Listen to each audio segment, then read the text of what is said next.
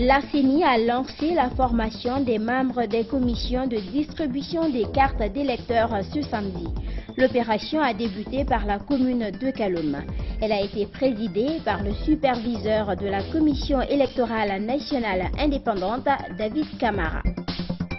Et puis un incendie d'origine inconnue a causé d'énormes dégâts ce samedi au grand marché de Madina.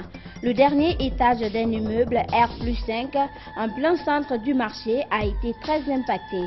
C'est tout pour le sommaire. Dans un instant, les détails. Mesdames et messieurs, bonsoir et merci de nous retrouver pour ce journal. Lancement officiel ce samedi des opérations de distribution des cartes d'électeurs.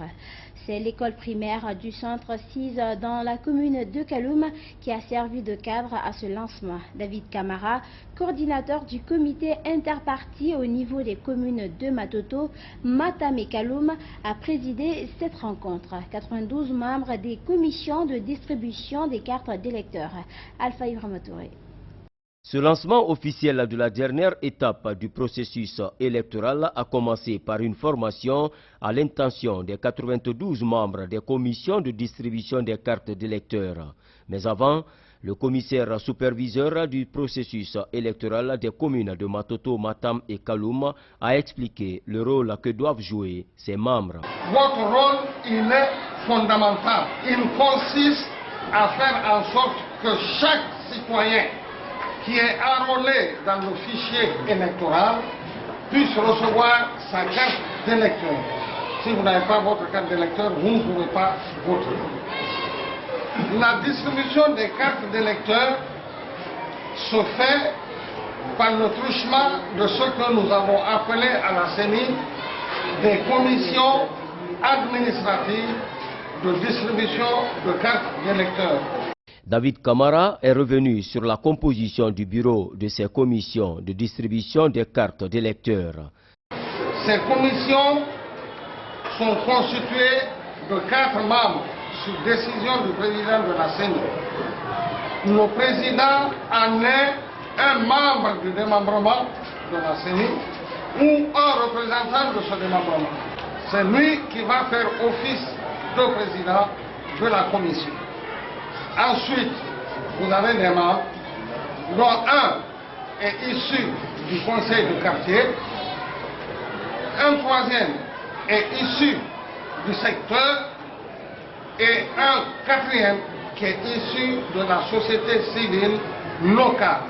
Le formateur a quant à lui donné des précisions sur des notions de distribution des cartes d'électeurs. Il s'agit de leur rappeler leur mission, celle qui consiste à distribuer, à remettre à chaque citoyen dûment enrôlé sa carte d'électeur afin de pouvoir accomplir son droit de vote. Donc, et aussi leur dire la composition des commissions administratives de distribution des cartes d'électeurs. Donc, c'est en gros ce qui est l'objectif de cette mission de formation. Les participants à cette formation seront outillés sur des techniques de distribution des cartes d'électeurs. Ensuite, suivra la dernière étape qui concerne l'opération de la dite distribution qui débute ce dimanche 9 février. Le commissaire superviseur du processus électoral des communes de Matoto, Matam et Kaloum a expliqué la lourde tâche qui attend les membres des commissions de distribution des cartes d'électeurs. Suivez. Nous avons fait cela pour que l'opération aille très vite parce que nous avons accusé un retard. Fort heureusement, ce retard va être fort limité. Si la loi a prévu une trentaine de jours et que nous réussissions à faire ça sur une vingtaine de jours, je pense que ce n'est pas mauvais. Et c'est justement pour pouvoir rattraper ce retard que nous avons démultiplié le nombre de commissions administratives de distribution des cartes d'électeurs. Donc ils ont une lourde responsabilité pour faire en sorte que la carte d'électeur arrive à son destinataire. Il y a une formation qui est prévue pour eux parce qu'il y a suffisamment de cas qui peuvent arriver. Moi je suis malade, je ne peux pas aller chercher ma carte d'électeur, j'envoie mon voisin pour le faire à ma place, ou bien je me suis fait enrôler, je n'ai pas eu de récépissé qui me permet de retirer ma carte d'électeur, ou bien il y a plein de cas, ou bien je ne me suis pas fait enrôler du tout, mais je suis dans le fichier électoral. Tous ces cas-là sont enseignés pour que les gens comprennent sur quel pied danser. Je profite de vos micros respectifs pour signaler à ceux qui n'ont pas pu se faire enrôler de venir chercher leur carte d'électeur s'ils ont été enrôlés précédemment. Le marché Madina est devenu la proie des incendies quelques jours seulement après celui du marché Avaria. Cette fois-ci, c'est le dernier étage d'un immeuble R+5 situé en plein cœur de Madina qui a pris feu. Les dégâts sont énormes, mais pour le moment, l'origine du feu reste inconnue. Suivez. L'incendie s'est déclaré dans la journée de ce samedi, alors que les activités commerciales suivaient leur cours habituel au marché Madina. Cet immeuble R+5 a vu son dernier étage partir en fumée. Les sapeurs-pompiers et les commerçants ont pu limiter les dégâts, certains au risque même de leur vie.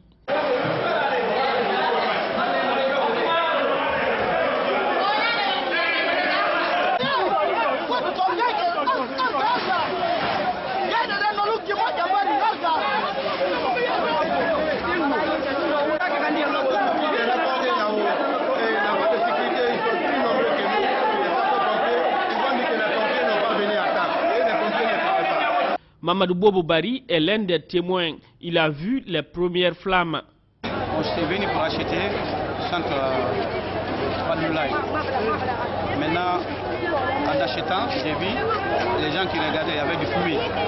Tout le monde est couru pour sortir. Quand on a vu les gens qui sortaient, on a regardé, on a vu le fumée. Maintenant, les gens ont voulu enfoncer pour éteindre, mais ils ne pouvaient pas éteindre le feu. Maintenant, certains ont profité d'appeler partout. Maintenant, les gens ont commencé directement. Ils m'ont demandé qu'est-ce qui ne va pas. J'ai dit que franchement, sur le feu, je ne pouvais rien faire, tout simplement que ça. Plusieurs marchandises étaient stockées au niveau du dernier étage qui a pris feu. Récemment, un autre incendie avait ravagé des boutiques et conteneurs à Madina dans le secteur Avaria.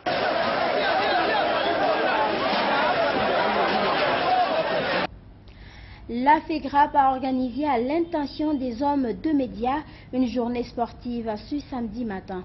Les journalistes ont répondu pour la deuxième fois à l'appel. Ils ont marché de Koloma à Kakimbo en passant par Kipé. Ce rendez-vous sportif a pour objectif de pousser la presse à faire des activités physiques. Mamadou Tanouba, Abdoulaye Keïta. Les journalistes guinéens, pour la deuxième fois, ont répondu massivement à l'appel de la FEGRAP, Fédération guinéenne de randonnée pédestre et du bien-être pour tous. Après un exercice d'étirement dans l'enceinte de la RTG Koloma, les randonneurs se sont livrés à une longue marche sur le trajet Koloma-Kipé-Kakimbo avant de revenir au point de départ. Sarandjabi de la télé Star 21 a effectué tous les exercices physiques. Ça fait du bien et je remercie vraiment la FEGRAP.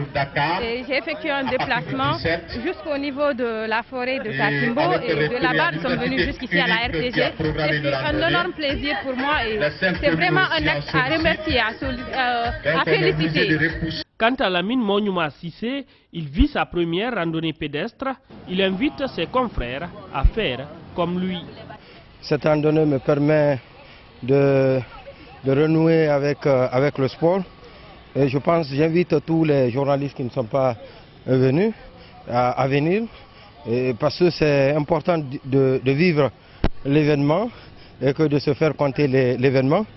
Parce que moi j'estime que c'est une très bonne chose. Et ça préserve aussi la santé. Voilà, donc, c'est pour éviter la sédentarisation des hommes de médias entre les quatre murs que la FEGRAP a organisé cette randonnée selon son président Ben Oumar Silla. C'est une campagne que nous avons entamée depuis le mois de septembre au niveau des structures socio-professionnelles du pays pour lutter, comme je le disais tantôt, contre la sédentarisation. Des gens ils passent toute la semaine entre les quatre murs en train de signer ou bien d'autres activités administratives. Donc pour lutter contre tout ça là, on a initié ça pour au moins avoir, ça ne reste que quelques heures, parce que ce n'est pas toute une journée, quelques heures de sport. La randonnée pédestre est une activité de plein air qui s'effectue à pied en suivant un itinéraire balisé ou non.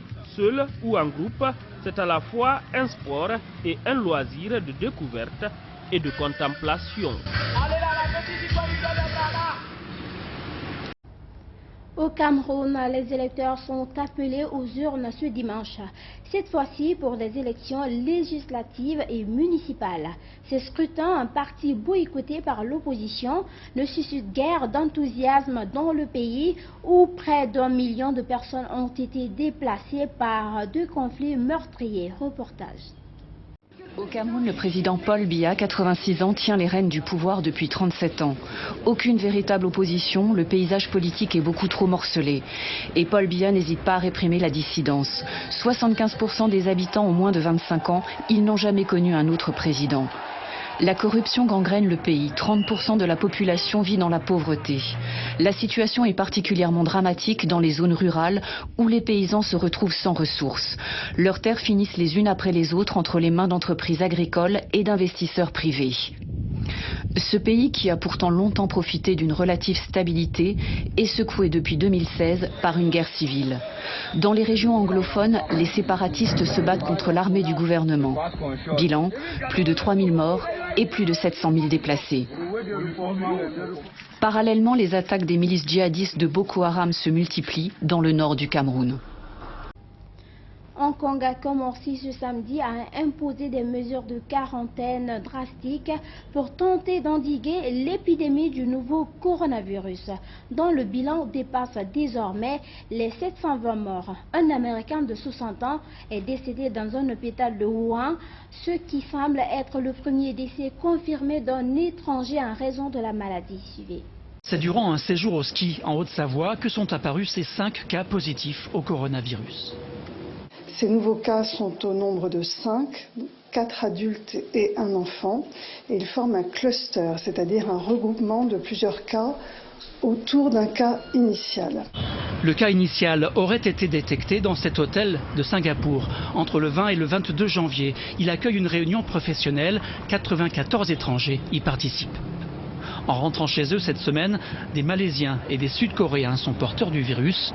Un ressortissant britannique est donc rentré en Europe et pendant son séjour au Contamine-Montjoie, en Haute-Savoie, il a pu transmettre le virus aux locataires de 2 appartements d'un même chalet.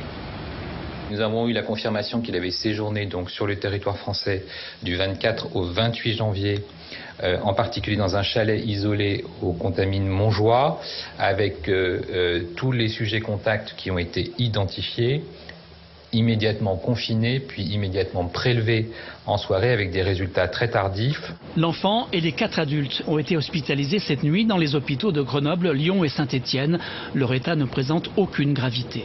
6 autres proches des Britanniques, eux aussi, ont également été admis à l'hôpital. Un numéro de téléphone a été mis en place pour identifier tous ceux qui ont été récemment en contact rapproché avec ces 11 touristes.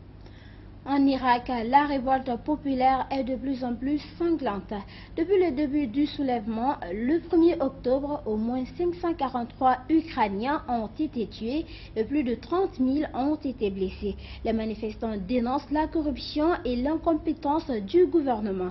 Le grand ayatollah Ali Sistani a une fois exhorté les forces de l'ordre à protéger les contestataires. Reportage.